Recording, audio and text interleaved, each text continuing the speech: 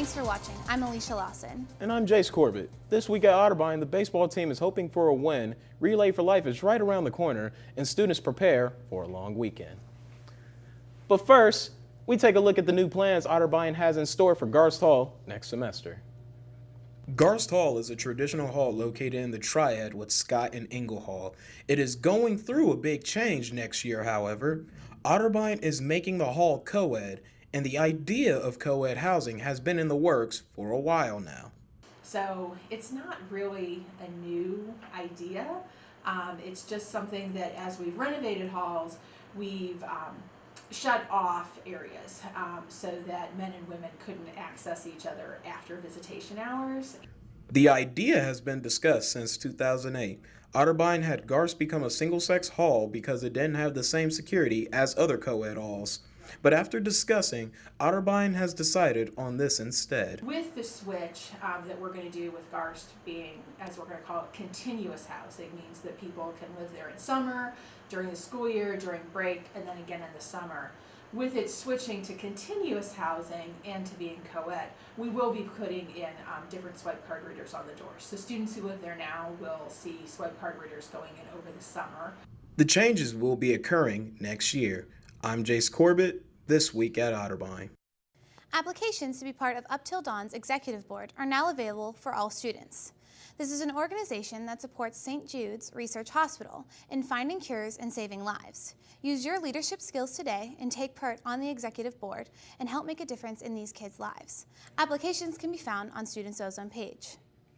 And Otterbein University will be holding a Relay for Life event on May 2nd starting at 6 p.m. in the Clements Recreation Center. Students and faculty can sign up and join a team or can make their own. You can register today at relayforlife.org/Otterbein. Ottertuned, Otterbein's first a cappella group on campus, is holding an event for high school students this Saturday to teach kids about a cappella groups and music. Tim Neptune caught up with the group to learn more. This Saturday, the second annual Pitch Fest will take place here in Columbus. Pitch Fest actually started back in the fall. Part of student teaching, I had to come up with a senior year experience project.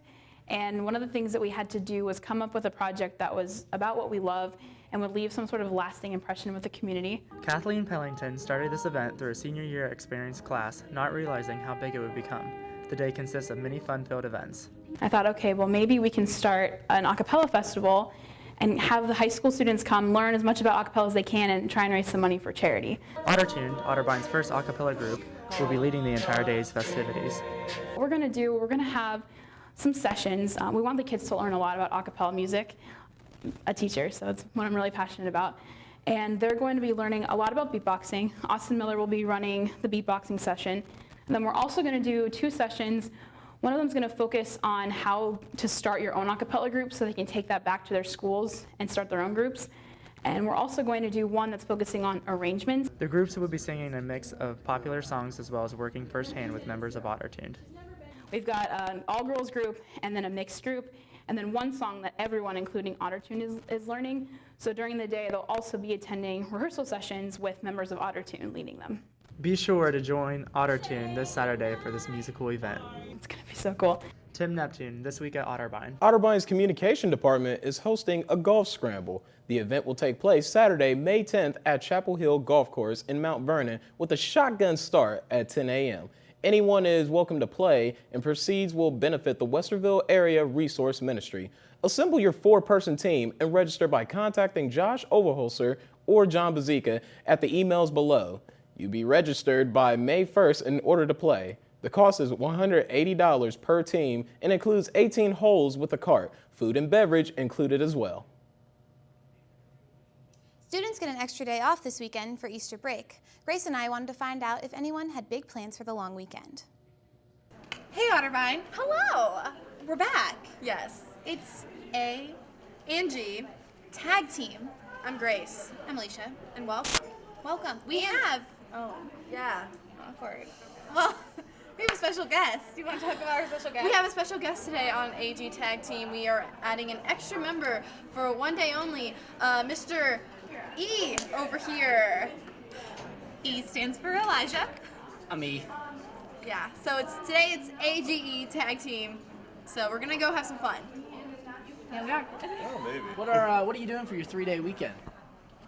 For my 3-day weekend, I am working and probably just sleeping, honestly.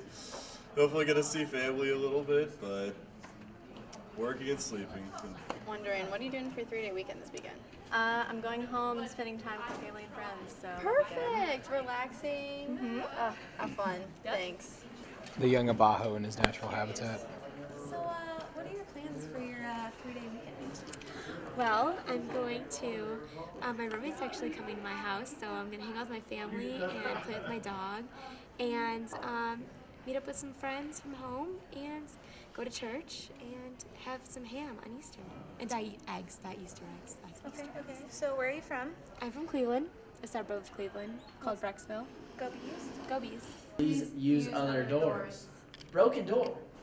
Please do not use. Thanks. People aren't really doing anything too fun for the 3-day weekend. Probably because it's only 3 days, you know? Yeah, I mean, it's not like 2 weeks. Not huge plans. Yeah, but you get a day off school, and if you're gonna do something fun Friday, go on like a road trip or something. So road trip. So there you go. So yeah, this was AGE Tag Team. AGE. Thank you for tuning in. GAE. GAE. Whatever. Hey, we'll see you next time. Happy Easter. We're going to take a short break, but when we come back, John, you're going to fill us in on what's happening in Cardinal Nation and sports update. Alicia loves sports just as much as I do. When we come back, I'll fill you guys on what's going on in the Otterbein golf community. Stay with us.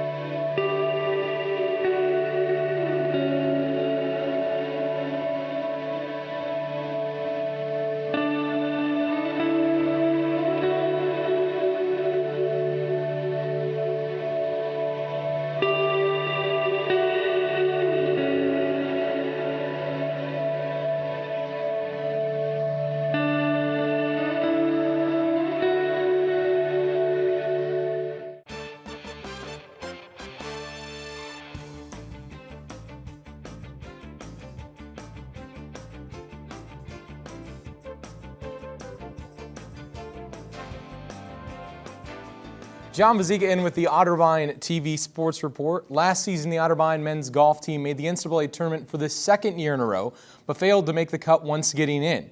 This season, they have come back hungry and ready to achieve the same success as last year and get back to the tournament in May. With the team wrapping up the regular season, having already won the OAC regular season title, I spoke with sophomores Luke Kindlin and David Monaco to talk about the season and their goals moving forward into a hopeful NCAA berth. For Monaco and Kindlin, the goal is always to make the NCAA tournament, but according to Kindlin, this year is a bit different. We always love to make the national tournament, and this year we hope to make the cut. Last year we missed it by a few strokes, so our goal this year is to make the cut and maybe finish top 15 or something like that. Last year the team was able to play postseason golf, but they didn't get very far. Monaco feels this was a great learning experience for all the guys. I mean, it was hard, but it was our first experience at nationals, especially for me and Luke, and it's a lot different. It's hard. There's a lot of good competition. It was a good experience though for both of us and the whole team because it's fun being down there. Just going down there was awesome. So this year we'll definitely try to improve on that by making the cut. The Tannin Cardinal had a good amount of seniors on the Lynx last season. With the loss of this senior leadership, Kindleton feels his and Monaco's roles have changed. Always come in with a consistent score, and with the one freshman, we've really helped him out. Always letting him know about the course that he hasn't played or something like that. Monaco says the success ultimately boils down to the fact that all the guys have respect for their head coach, Matt Cooper-Ryder. It helps him being a coach because we trust him and what he's telling us, because he's a good player and he can really help us out. And I mean, it's pretty cool to know that we're playing someone who was that good. In 2013, the Cardinals missed the cut at the NCAA tournament in Florida by 8 strokes. This allowed them to finish 20th overall. If the team makes the tournament this season, they will go to Greensboro, North Carolina at the Grandover Resort to compete in May. The golf team will play next after Easter and the OAC Championship at River Greens Golf Course in Coshocton, Ohio from April 25th to the 27th. Well, the ESPYs are one of the lighter moments in the sports world. Many colleges and universities have developed their own version of this ceremony. This year, Otterbein's athletic department wanted to pick up on the trend. Jacob Barker got a chance to see what the inaugural Cardies were all about. Friday, April 11th, the Otterbein Athletics Department played host to their inaugural version of their ESPYs, known as the Cardi Awards. The event was arranged by Sports Information Director Adam Prescott and head volleyball coach Monica McDonald to bring the athletic community together to celebrate their achievements. I think it came from a few different places. I mean, I came from Mount Union and we did it there, but initially came from Dominic Peretta, our former SAC president.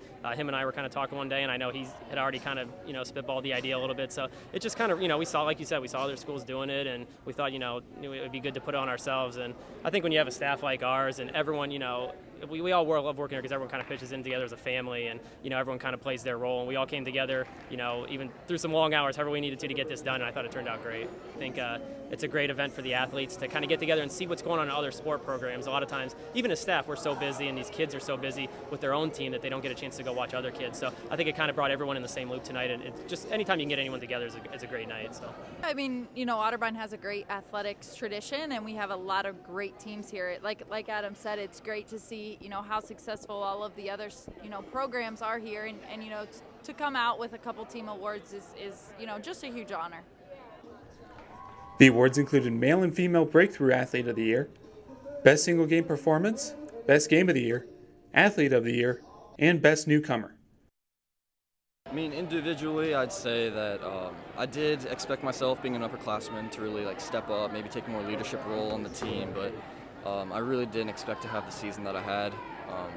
My teammates and I, we really just came together last year, and I mean, even though I was the one maybe scoring a lot of the goals, it was a team thing, and all of us put together is what made it a good season for us.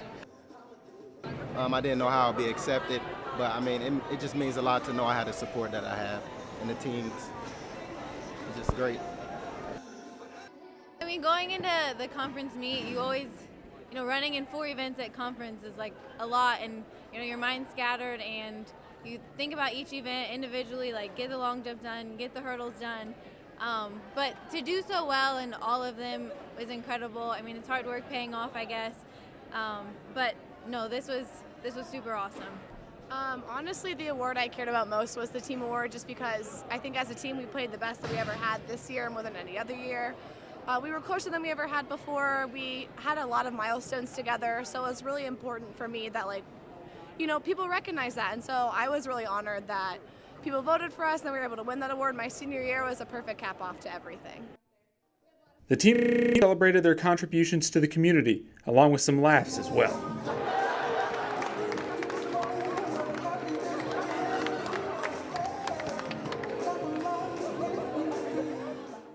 Jacob Barker, This Week at Otterbein. The Otterbein baseball team looks to get back on track today as they play at Wilmington, Ohio against the Quakers in a doubleheader. The team enters today with a record of 16-10 overall and 4-6 within the OAC, which puts them at 7th in the most recent standings. The team played last on Saturday at Fishbaugh Field against John Carroll and split the series. They defeated the Blue Streaks in the first leg of the doubleheader, 5-1 behind the arm of Adam Collier, who pitched 8 innings of work and received the win for the boys from Westerville. However, the second game was a different story as sophomore hurler Brandon Matterin for the University Heights boys had his stuff working. He would pick 6 innings of work and receive the win. His team also backed him up with 7 runs, making his effort fairly stress-free on the mound. The final of the second game was 7-4 in favor of John Carroll. Right now, as we stream this broadcast, the Cardinals are playing the Quakers and winning the game in the top of the ninth, 6-2. You can listen to the end of the first game and the second leg of the doubleheader on WOBN2 as Elijah Gonzalez and David Kinder are on the call. The Otterbein men's lacrosse team improved to a record of 7-4 and 2-0 within the Ohio Athletic Conference after defeating OAC foe Baldwin Wallace in Berea on Wednesday. This was their fourth win in a row for Coach Hartnett and his guys. And it wasn't the easiest victory the team has seen all season. The Cardinals were up 5-1 in the third period of play, but the Yellow Jackets scored 3 unanswered goals to make it 5-4. From there on out, though, the Cardinals took control, outscoring the Stingers 7-1 the rest of the way. Senior Pat Tyner led the Cards with 3 goals, and Mikey O'Neill totaled 3 assists in the win. The next time the Tannin Cardinal are in action is Saturday when they go to the crosstown rival Capital. If you can't make it out to Bexley on Saturday, WOBN has you covered as Jacob Barker and myself will have the call. Pre-game is set for 12:50. The softball team is also in action at home against Wilmington at Reich Field today. The team enters with a 11-14 record overall and 3-9 in the OAC, which is tied for last at the moment with Capital. The last time the girls were in action was on Saturday at University Heights against John Carroll. The Blue Streaks swept the Cardinals, winning the first game 3-1 and the second 10-4. The second loss over the weekend totaled the Lady Cards' 5th straight loss in a row. The Cardinals only led twice all afternoon. They were up 1-0 in the first inning of the first game and up 2-0 in the first inning of the second game. Lizzie Snodgrass would take the loss in the first leg, and Maggie McMahon would take the loss in the second leg for the Cardinals. At the moment, the Tannin Cardinal are just about to start play. If you can't make it out to the game, you can receive live updates following the Twitter handle at Otterbein Sports. So, Jay, a ton going on in sports this week here at Otterbein, and as always, got to go out there and support those Cards. Exactly, John, you're right. And as always, go Otterbein Cardinals. That's right. Well, that's all the time we have for this week's show. On behalf of Alicia, John, and the entire crew, I'm Jhas Corbitt, and we will catch you next week.